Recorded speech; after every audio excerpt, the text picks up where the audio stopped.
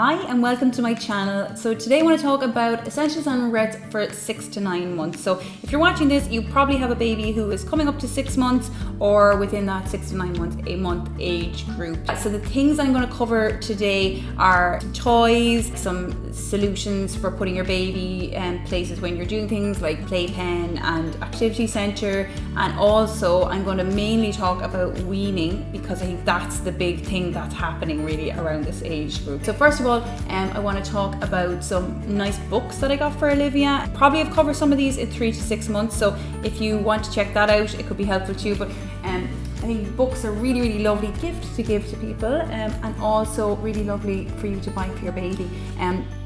So that's not I did definitely talk about this in 3 to 6 months. We love these books because the touchy-feely things, and I think in them, and I think that they are really engaging and nice and bright, you know, for sensory stimulation for the babes. So you can see in my that's not my bunny, its paws are too rough.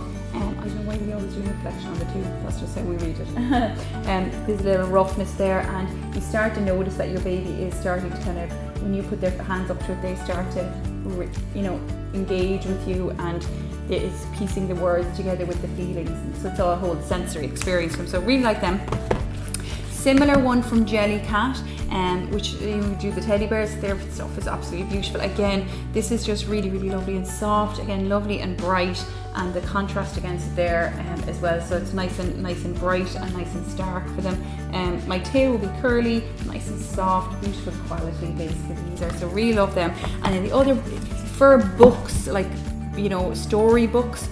We love these books here by the creators of The Gruffalo, Julia Donaldson and Axel Scheffler. Really like these because there's a nice rhyme to them. So I think that's the, if you're going to buy a book, read it in the bookshop and see, it does it have a nice flow, does it have a nice rhyme to it? Do you like the story? Because you might be reading it a lot.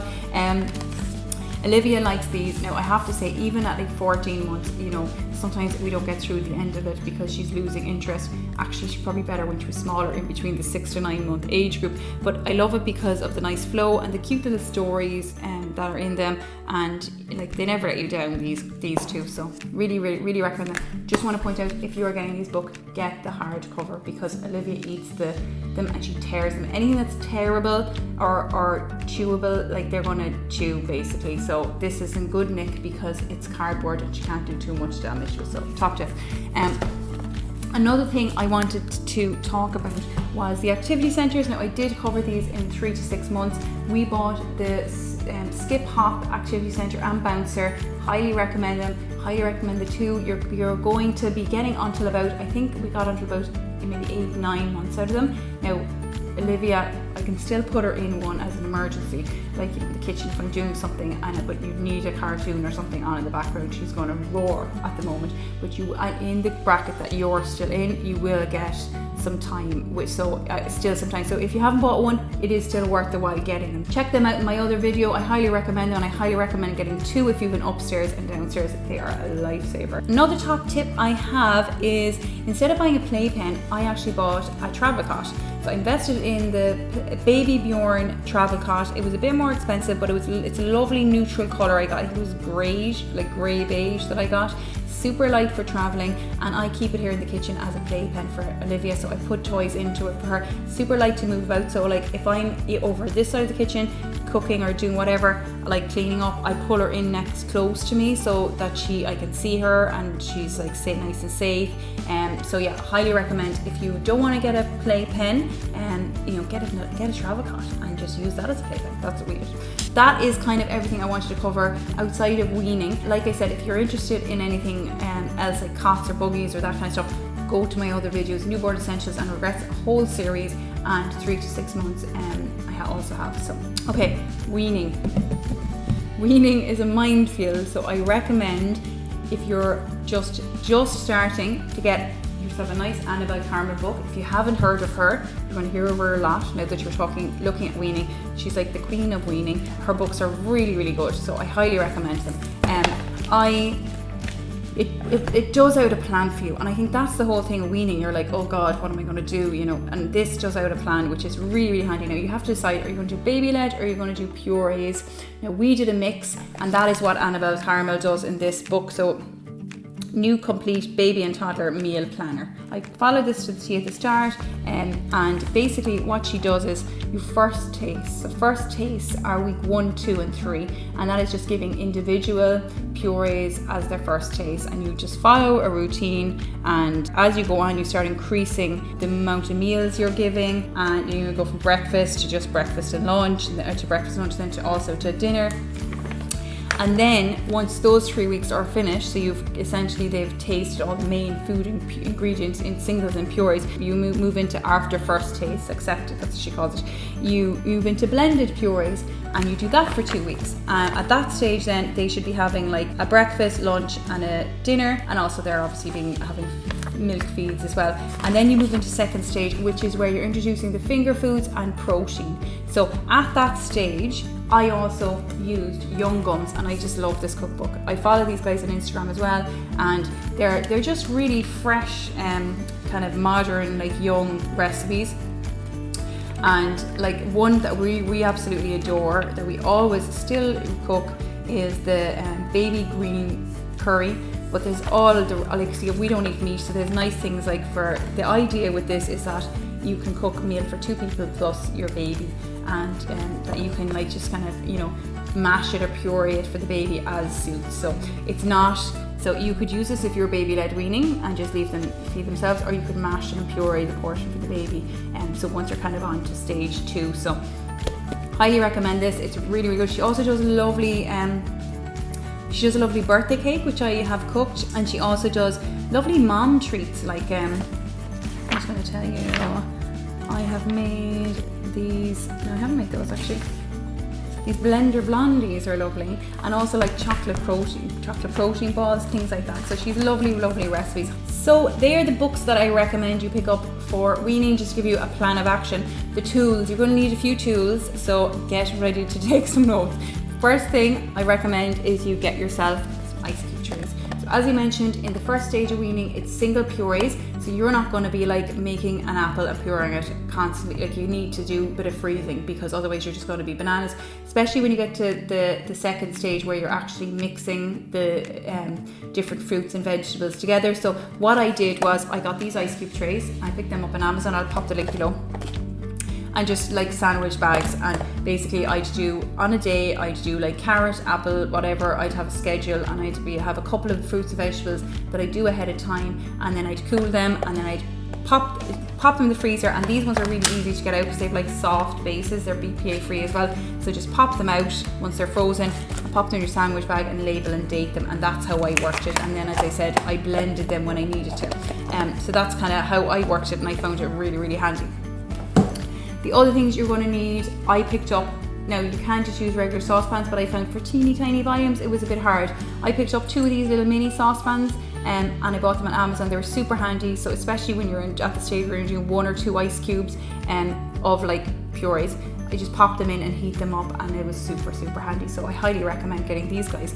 The very start I used these Munchkin bowls, because I would just like pop the 2 frozen ice cubes of whatever out with me, and then get it heated up when I was out. And it was handy for the early stage. You know, these are BPA free, but I wasn't too keen on things going into microwaves. So in the end, I eventually progressed towards these mini meal bags by the Small Human Company, and these are basically like Ella's Kitchen pouches that you put your own stuff into. So you could just pop in your carrot and your apple or whatever you're going to put into it, and then when you get to your cafe, you just pop it into boiling water, just like you would in Ella's Kitchen pouch. So these are super handy, and they're really good quality. They're dishwasher safe, freezer safe, BPA free. I'm just reading the back label. Do not microwave. That's kind of obvious, but yeah, don't microwave. So bowl wise, I progressed once she was kind of eating stage 2 little proper meals, so like, you know, eating like protein and like pureed meals, like that I was saying from this kind of book, of that kind of my own recipes. I bought these bamboo bowl, and she still uses it. I highly recommend this if you haven't bought it already. We just use it all the time. It's amazing for porridge, all that kind of stuff. Even now she's still using it, and the spoon is very handy because it has a kind of a grip on it as well. can't wash them in the dishwasher, but that's no problem. We have no issues. It washes really easily. So yeah, this I use now. And the other thing I use is the bamboo plates. I've also got the bunny one, and they're just really handy for like, it's because they stick onto the table now. As you can see, I can't get that off now, okay? For some reason, my baby can. I don't know if it's just my baby, but she can rip it off and throw it. But it's whatever way it sticks down. Sometimes if you can get it at a right angle, you can get them off. So not 100% foolproof, but it keeps it on for somewhat once they get a bit kind of rowdy, let's say. So yeah, later on I'd be looking at getting something like this, kind of maybe around 8 to 9 months, but something like these ones would probably do you at the start if you just want to get a really simple, easy kit that you can get yourself started with, basically. Next, you're going to need some bibs. We bought Bumpkin baby bibs. Worked really well for us. I mean, she still roughed the whole house up like and herself, but managed it, let's say. You can wash these in the machine as well at lower temperatures, which you do need to do, or else they start to get really smelly. So I'd recommend washing them quite often.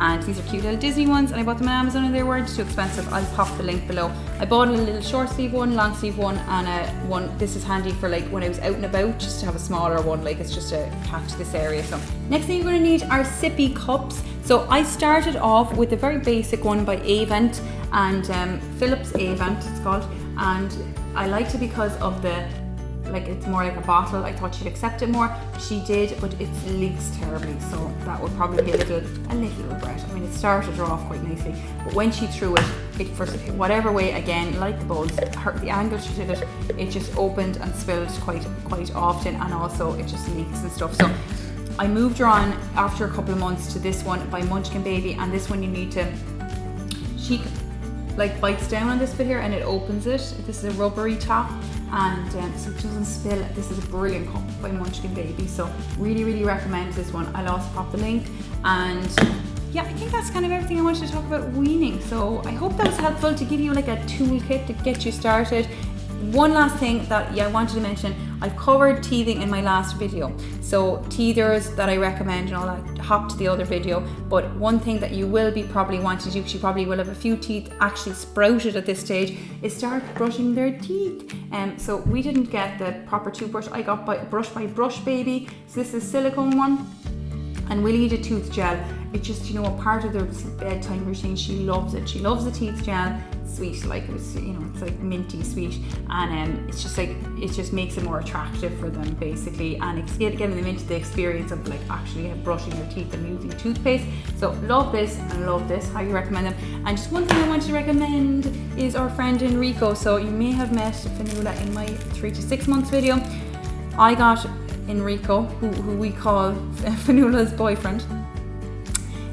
I think Olivia was about 6 months, so it was a bit later on, and he joined the gang, and he's really good for teething. So I know I said I wouldn't mention much of teething, but just this one is nice. I did talk about him in my 3 to 6 months video, but I just spotted him and I thought he deserved airing. So I think that's everything I wanted to cover today. I hope it was helpful to you and it gave you a bit of a toolkit to get you started on the weaning process. If you have any questions, don't hesitate to contact me down in the comments below. You can also find me on Instagram and Facebook, where I have lots of recipes and I shared a lot of my weaning experience. So I'm super into health and nutrition, and so check out my weaning recipes on there if you're interested. If you want to subscribe, that would be amazing, and if you want to know when I have a video out, just don't forget to click on the bell, and that will indicate you when I bring out a new video. And if you like the video, please give it a like. So that is all for today, and thanks for watching. Bye.